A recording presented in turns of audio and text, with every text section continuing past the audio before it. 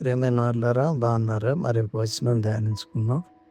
అయితే అన్నిటి అంతము సమీపమై ఉన్నది కాగా మీరు స్వస్థబుద్ధి గలవారై ప్రార్థనలు చేయుటకు మెలకువగా ఉండుడి.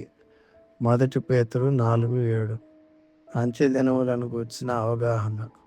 అన్నిటి అంతము సమీపమై ఉన్నదని గుర్తించాలి. స్వస్థబుద్ధి కలిగి మరియు మెలకువగా ఉండాలి. ప్రార్థన జీవితంలో స్వస్థబుద్ధి మరియు జాగ్రత్త కలిగి ఉండాలి. ఆత్మీయమైన దృష్టి కలిగి ప్రాధాన్యత ఇవ్వడం. ఆత్మీయ ఎదుగుదలపై దృష్టి ఉంచాలి మరియు సిద్ధపాటు కలిగి ఉండాలి. గురి కలిగి జీవించాలి. ఆత్మీయ ఎదుగుదలకు ప్రాధాన్యత ఇవ్వాలి మరియు గురి కలిగి జీవించాలి.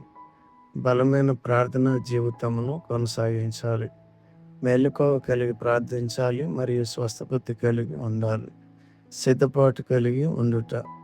ప్రభువైన యేసుక్రీస్తు రాకడ కొరకు ఎదురు చూస్తూ జీవించాలి. మెలకువగా ఉండినట్లు దేవుడు మిమ్మల్ని దీవించునుగాక. ఆమేన్.